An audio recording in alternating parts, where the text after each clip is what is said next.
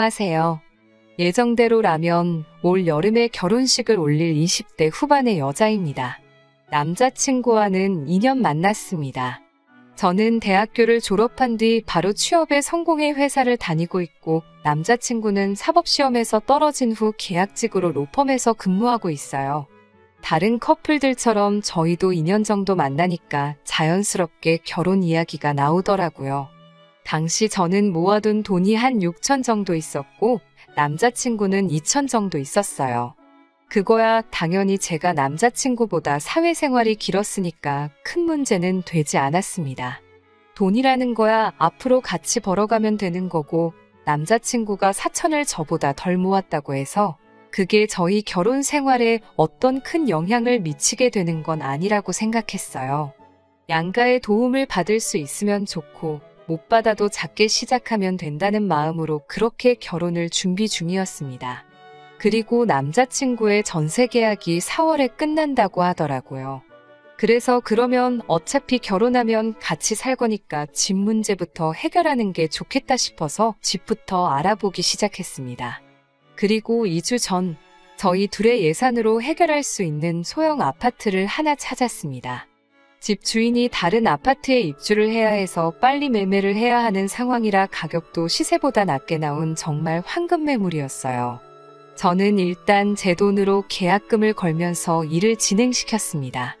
그리고 이를 알게 된 남자친구도 너무 잘 됐다면서 일단 제가 진행을 하면 자기가 한 번에 자기가 내야 할 돈을 보내줄 테니 그 돈으로 잔금을 치르자고 하더라고요. 그러면서 남자친구가 사실 자기 돈은 예비 시모가 관리하고 있다면서 그래도 걱정 말라고 내일 바로 보내주겠다고 했었고요. 저도 사회생활 시작하고 처음에 한 1년 정도는 친정 아버지가 대신해서 관리해 주셨기 때문에 전혀 이상하다 생각하지 않았습니다. 안심하고 기다렸어요. 다음날 약속한 시간에 부동산에 도착했는데 예비 시모한테서 돈도 오지 않았고 연락도 닿지 않았어요. 워낙 소형 아파트 매물이 귀하다 보니 다른 사람도 계약을 하겠다고 기다리고 있다고 했고요. 그 말을 들으니 마음이 급해졌습니다. 어쩔 수 없이 친정아버지께 도움을 요청했고, 친정아버지의 노후 자금으로 일단 잔금을 치를 수 있었습니다.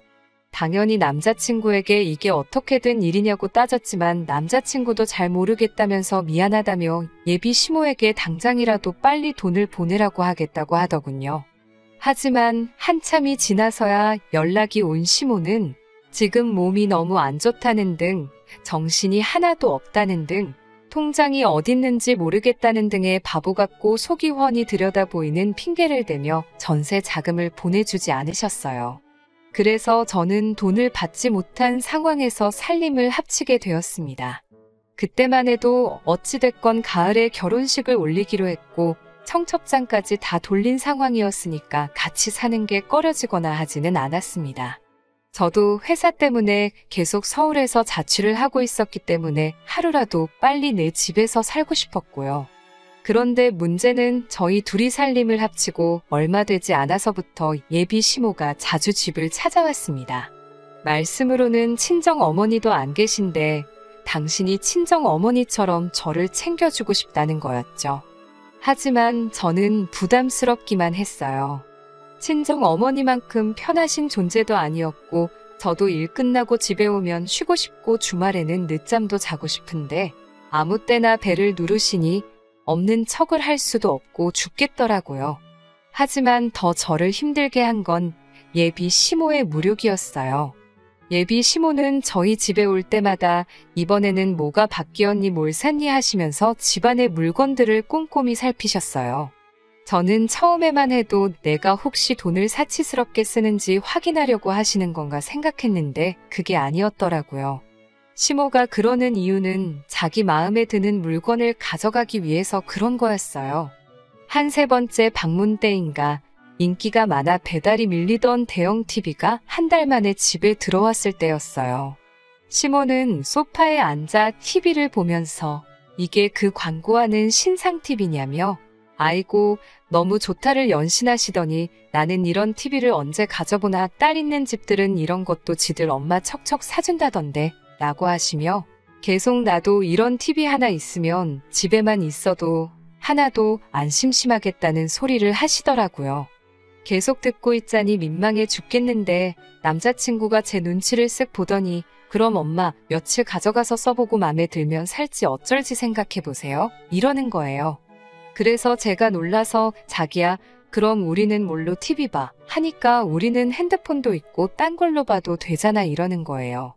시모가 TV를 차에 싣고 떠난 뒤 제가 남자친구에게 저렇게 드리고 어떻게 돌려받냐고 하니까 뭘 돌려받냐면서 우리가 하나 새로 사면 되지 이러는 거예요. 그래서 제가 그 TV 내 돈으로 산 거 모르냐고 하니까 저더러 직장에서 임직원 할인받아 못 사냐고 그래요. 그래서 그거랑은 별개로 내 돈으로 산 거라고 하니까 저더러 왜 이렇게 치사하게 구냐면서 툴툴거려요. 저는 그렇게는 안 된다고 돈 달라고 안 그러면 일주일 뒤에 예비 시모네 집에 가서 TV 다시 들고 나올 거라고 하니까 알겠다고 하면서 자기가 꼭 TV 다시 받아온다고 하더라고요. 하지만 이건 시작에 불과했어요.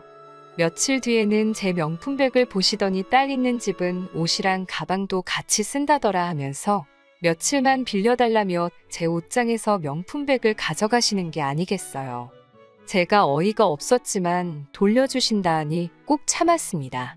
그렇게 예비 시모는 가방과 옷부터 시작해서 발 크기도 다른데 제 신발을 신고 가시다 못해 고등어 구워야 된다면서 저희 집에서 쓰고 있던 공기청정기까지 가져가더라고요.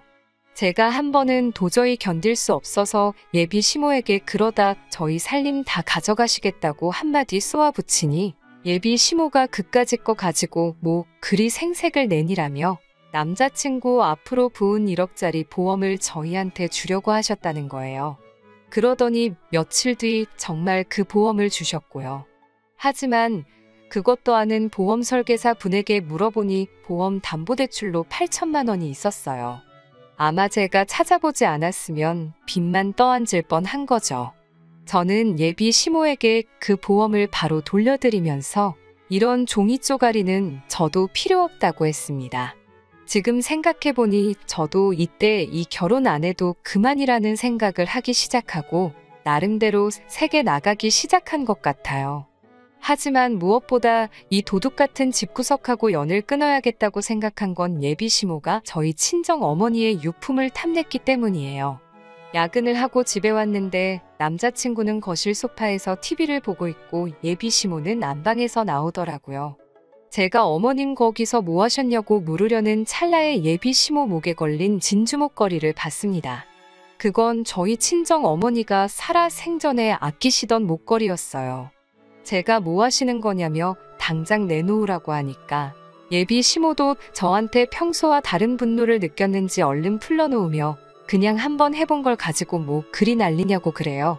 제가 그거 저희 친정 어머니 유품이라고 어떻게 그런 것까지 손을 대시냐고 하니까 아이고 그게 죽은 사람 물건이냐면서 재수없을 뻔했다고 하더니 너는 그리고 전에는 앞으로 나를 엄마처럼 생각한다더니 그건 순 거짓말이었냐며 그럴 줄 알았다고 적반하장으로 저를 이상하게 몰아붙이더군요. 그때 알았어요. 이 결혼을 했다가는 저는 제 명대로는 못 살겠다는 걸요. 저는 남자친구한테 지금 당장 자리에서 일어나서 네 짐 다 챙기라고 했어요. 남자친구는 상황 파악을 하면서도 저한테 화난 거 알겠다며 예비 시모한테 빨리 사과하라고 부추기더라고요. 저는 아니, 너도 필요 없다고 당장 둘 다 이 집에서 나가라고 했어요. 예비 시모는 저거 말버릇 좀 보라며 아주 기가 차다고 난리였고요. 저는 당장 안 나가면 둘 다 주거침입으로 경찰 부를 거라고 이 진명에 내건 거는 알고 있지 않냐고 하자 남자친구가 엄마 일단 나가자 라고 말하며 예비 시모를 끌어냈어요. 남자친구는 공무원 시험이든 사법시험이든 뭐라도 다시 준비하려는 중이었기 때문에 경찰하고 엮여서 좋을 게 없었거든요. 저는 그 길로 남자친구와는 파혼하기로 작정을 하고 주변 사람들에게 바로 연락을 돌렸습니다. 당연히 남자친구에게도 우리는 이제 끝이라고 말했고요. 예비 시모도 그제서야 자기가 저를 너무 편하게 생각해서 일을 이렇게 키웠다며 제발 사과할 기회를 달라고 하시더군요. 앞으로 평생 딸보다 더 소중하게 대하겠다고 말만 번지르르하게 늘어놓았지만 제가 한 번 속지 두 번 속나요.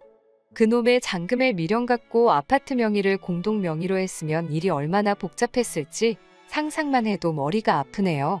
그래도 덕분에 얼떨결에 아파트가 하나 생기고 그 아파트도 그 사이에 돈이 올라서 마음의 위로가 살짝 되긴 합니다. 비록 30살 전에 결혼하고 싶었던 꿈은 이룰 수 없게 되었지만 그래도 제대로 인생 공부했다 치고 더 좋은 사람 만날 때까지 열심히 살고 있으려고요.